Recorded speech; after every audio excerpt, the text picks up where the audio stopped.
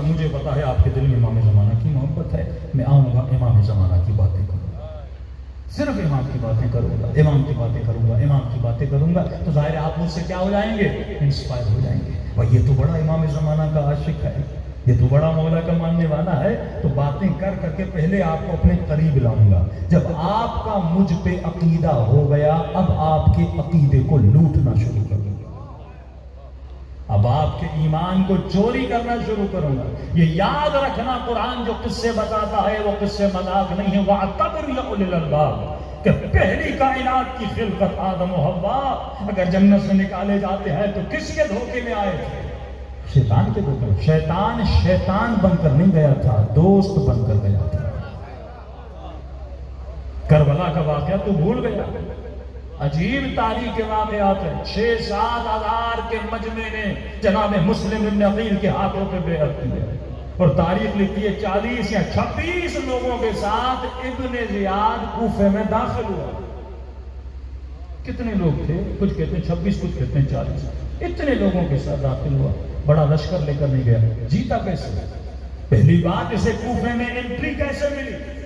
جبکہ پورے کوفے میں مسلم بن عقیل ہیں، بیعت کر چکے ہیں، سارے کوفی جناب مسلم کے ساتھ ہیں، مولا حسین کے منتظر ہے۔ ابن زیاد کھڑا ہوا، اس نے کہا کوفے کا ماحول لے کر آؤ، کہا امیر پورا کوفہ حسین کا منتظر ہے۔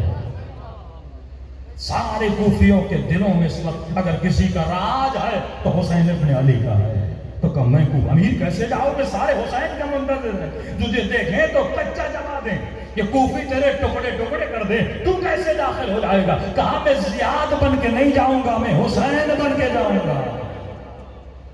اور وہ کوفی جو حسین کے منتظر تھے، اس نے لباس امام حسین والا پہنا، حلیہ امام حسین والا بنایا، چہرے پہ نقاب لگایا۔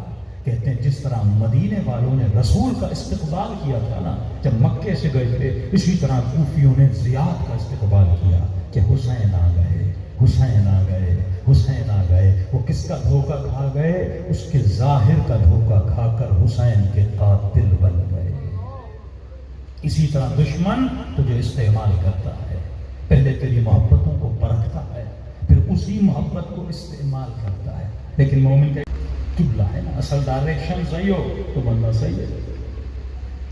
تو امام زمانہ جب تک غیبت صغریٰ میں تھے تو مومن کے قبلے کا پتہ تھا، پہلا نائب، دوسرا نائب، تیسرا نائب، چوتھا نائب، نواب اربعہ، کہ اگر شیعوں کو کوئی سوال ہوتا تھا ان نائبوں کو لکھتے تھے، وہ امام سے پوچھتے تھے، ان کو جواب ملتا تھا۔ اب امام جا رہے ہیں غیبت کبریٰ میں، امام نے کہا آج کے بعد اگر کوئی یہ کہے کہ میں نے امام زمانہ کو دیکھا، یہ بھی ایک شبہ ہے، حل کرتا ہوا جاؤں۔ اکثر لوگ پوچھتے ہیں کہ اب اگر میرے جانے کے بعد میں غیبت کبریٰ میں جا رہا ہوں، اب اگر کوئی کہے کہ میں امام زمانہ سے ملا ہوں تو اسے جھٹلا دینا، وہ کذاب ہے۔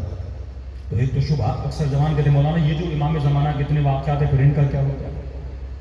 ہر چیز کو پس منظر میں دیکھا کہ امام نے کس پس منظر میں کہا کہ میں جا رہا ہوں غیبت کبریٰ میں، میرے نائبوں کا کام تھا فقہی شرعی سوالات کا تمہیں جواب دینا، نماز کا مسئلہ، روزے کا مسئلہ، نکاح کا مسئلہ، حج کا مسئلہ، عرس کا مسئلہ، جتنے شرعی مسائل ہیں تو میرے نائب کو خط لکھتے تھے، نائب جواب دیتا تھا۔ آج کے بعد اگر تم کسی سے مسئلہ پوچھو اور وہ یہ کہے کہ میں امام زمانہ سے ملا ہوں اور مولا نے جواب دیا ہے، اسے جھٹلا دینا، کیونکہ آج کے بعد میرا کوئی نائب خاص نہیں ہے، میرے نائب چار تھے۔ کیوں؟ اگر امام اتنا سخت نہ بولتے تو مولا کی غیبت کبریٰ میں جانے کے بعد ہر مولوی نکلتا، ہر بندہ نکلتا، کئی نکلے بھی تو یہ کہتے رہے کہ ہمارے امام زمانہ سے رابطہ ہے، اب مولا نے کہا نماز ایسے پڑھو، مولا نے کہا روزہ ایسے رکھو، مولا نے کہا حج ایسے کرو، تو اس طرح شریعت بکھر جائے گی۔ ہر بندہ گھر سے اٹھے گا اور خوابوں کے ذریعے سے شریعت کو بنانا شروع کرے گا۔ شریعت خوابوں پہ نہیں چلتی، اصولوں پہ چلتی ہے۔ پہلی چیز، اب امام چلے گئے، نواب اربعہ چلے گئے، اب میرا قبلہ کہاں پر ہو؟ کیا شریعت کو لوارث چھوڑ کر جائیں گے؟ کیا اس کا کوئی قبلہ نہیں ہوگا؟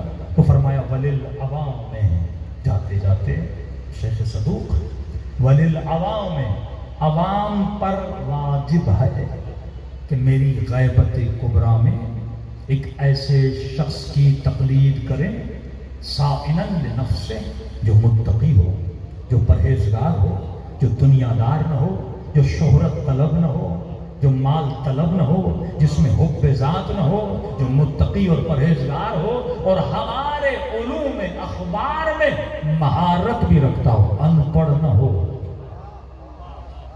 کسی ایسے ویسے ذاکر کے پیچھے نہ لگنا جیسے قرآن ہی پڑھنا نہیں آتا۔ ہمارے اخبار میں یعنی ہماری روایات میں کیا ہو؟ ماہر ہو۔ یہ امام نے تجھے قبلہ دیا، کیا دی؟ ڈائریکشن۔ اب شیعہ کتنی بھی عبادتیں کرے لیکن اگر اس کی ڈائریکشن صحیح نہیں ہے تو کوئی عبادت قبول نہیں ہے۔ بڑے سے بڑا متقی شیعہ مل جائے لیکن آج ڈائریکشن تمہارے مراجع ہیں، آج ڈائریکشن متقی پرہیزگار اخبار اہل بیت میں مہارت رکھنے والے، اس کو لفظ مرجع دو یا کوئی بھی لفظ ہو، عالم بولو، مرجع بولو، علامہ بولو، جو بھی بولو، جو اخبار اہل بیت میں مہارت رکھتا ہو اور صائنن لنفس ہو، اپنے نفس کو ایسے بچایا ہو جیسے سلمان نے بچایا، جیسے حبیب ابن مظاہر نے بچایا، جو بری شہرت نہ رکھتا ہو، بری شہرت یعنی اچھی شہرت رکھتا، آیت اللہ محسن الحکیم، شہید باقر السادہ، آیت اللہ عثمہ خمینی، آیت اللہ عثمہ بہجت، یہ اتنے بڑے بڑے علماء کہ صائنن لنفس تھے، لوگ ان کی قسمیں کھاتے تھے کہ ہمیں زندگی گزر گئی، ہم نے اس بندے کو مکروہ کرتے ہوئے نہیں دیکھا۔ یہ شیعت کی ڈائریکشن بن گئی۔ آج دشمن اور کچھ بھی نہیں کرے گا، صرف آپ کی ڈائریکشن کو بدلے گا، کبھی کسی مرشد کی طرف، کبھی کسی ذاکر کی طرف، کبھی امریکہ کی طرف، کبھی انگلینڈ کی طرف، تو کیا کرے گا؟ ڈائریکشن بدلتا رہے گا۔ تو اگر شیعت کی ڈائریکشن ایک رہے تو ان کو امام زمانہ یہاں بھی مدد کریں گے، وہاں بھی مدد کریں گے۔ پورے عالم اسلام کے شیعہ کمزور نظر آتے ہیں لیکن آپ کو عراقی شیعہ، ایرانی شیعہ، لبنانی شیعہ مضبوط کیوں نظر آتے ہیں کہ ایک طرف یہی امریکہ تونس میں گیا، یہی امریکہ لیبیا میں گیا، یہی امریکہ مصر میں گیا، لیکن اتنے سال گزرنے کے بعد مصری آج تک خود کو سنبھال نہیں سکے، لیکن عراقی شیعہ نے امریکہ کو نکال بھی دیا، اپنی مضبوط فوج بھی بنا دی۔ وہی حزب اللہ لبنان چھوٹا سا شیعوں کا ٹولہ ہے لیکن اتنی کامیابی ملی، ایک طرف عرب کے 40 ممالک لیکن اسرائیل سے جیت نہیں سکی، ایک طرف 20-25 ہزار کا ایک گروپ ہے جو اسرائیل کو شکست بھی دیتا ہے۔ ان شیعوں کو کیوں مدد ہو رہی ہے؟ کیونکہ ان کا قبلہ صحیح ہے، اصل ڈائریکشن ہے۔ یہ موٹی موٹی باتیں ہیں جو انسان کو سوچنی چاہیے۔ ڈائریکشن اگر صحیح نہیں تو کبھی بھی جنگ صفین کا ماحول ہو سکتا ہے اور تمہیں گمراہ کروایا جا سکتا ہے، اور کس ذریعے سے یہی دیکھا جائے گا تیرے دلوں میں محبت کس چیز کی ہے۔